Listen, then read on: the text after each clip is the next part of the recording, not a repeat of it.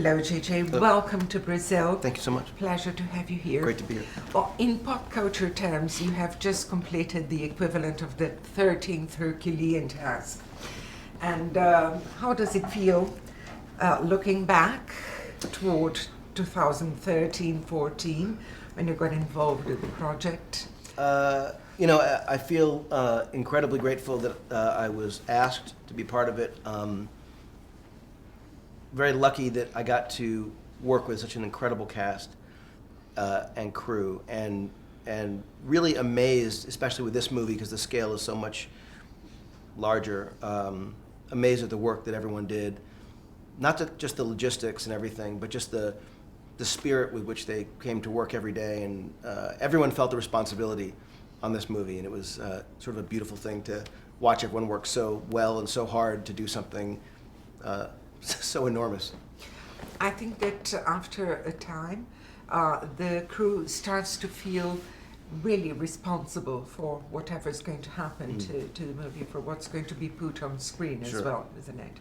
So yes. Is it important to maintain the crew, to work with the same people? I see.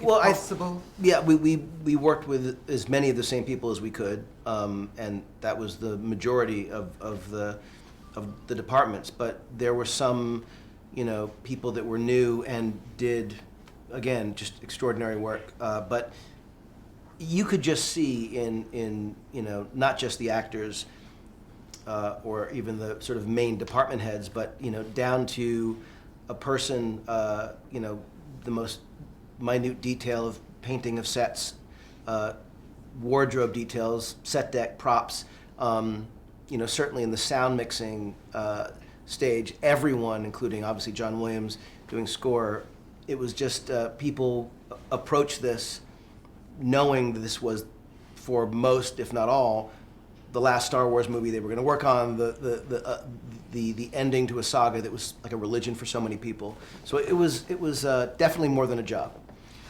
Would you say that you didn't do the second one? Mm-hmm. Do you think that in sentimental terms maybe you wish you had? I wish I had in some ways, because it would have just been, I would have gotten to work with those people again, but I feel like it's a selfish answer. The reality is I don't know, for it's funny, the work that Rian Johnson and company did on Last Jedi was, for me it was both, because I read the script before they shot and everything, and we were still working on Force Awakens. It was kind of an amazing thing to get to be on the outside again and to see what was happening and to be surprised and to feel that kind of, it was weirdly similar to the feeling that I've had in the past working on television series, where I would write or co-write the pilot and then read a script that the next writers were writing for an episode, and you feel that weird thing of, oh my God, they live. These characters are living, and it was kind of gratifying and exciting and thrilling to kind of see it. It was. The idea of coming back, I think I would not have been as, excited about the challenge of doing Rise of Skywalker if I had done the middle one, because I probably would have died of exhaustion. But the opportunity to come back was sort of ignited a bit by the potential of what would finally happen in the story, feeling afraid of the challenge of it, like, oh my God, this is going to be a big challenge, but knowing it's also going to be a big opportunity. One of the things that really impressed me, that really floored me, to be honest, in the first episode, was the way you managed to give a visual identity to this new trilogy. The scale of it, the way you used actors. It was almost like a Sergio Leone Western at times, sweet. really. That's obviously hugely complimentary. Thank you. You mentioned the scale on this one. You said because the scale is so much bigger, and I'm thinking, so really. Oh, it's crazy. What were you aiming for?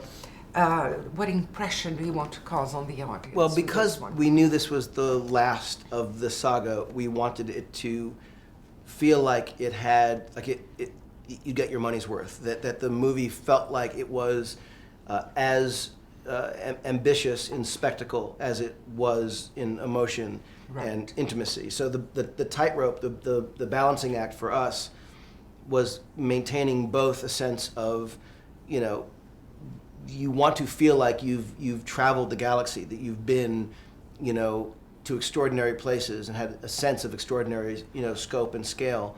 At the same time, none of that matters if you're not feeling something, if you're not laughing and crying and screaming and thrilled. So the issue always on this film was balancing the responsibility of ending the movie, it having an enormous, canvas, telling a story that felt like it was worthy of the ending, being a finale. At the same time, in a way, forgetting all that and saying this movie has to work on its own terms. It has to be its own story, beginning, middle, and end. It has to be funny, it has to be delightful, it has to have romance and sweetness and make you feel something. So trying to do all that at once was always the tough part. And because it was the end, you didn't have the advantage of being able to pose questions and then walk away. You had to bring these things to a conclusion. Right. Well, as I said, a Herculean task. There's a lot for everyone. Thank you. Thank you so much. Thank you. My pleasure. Nice.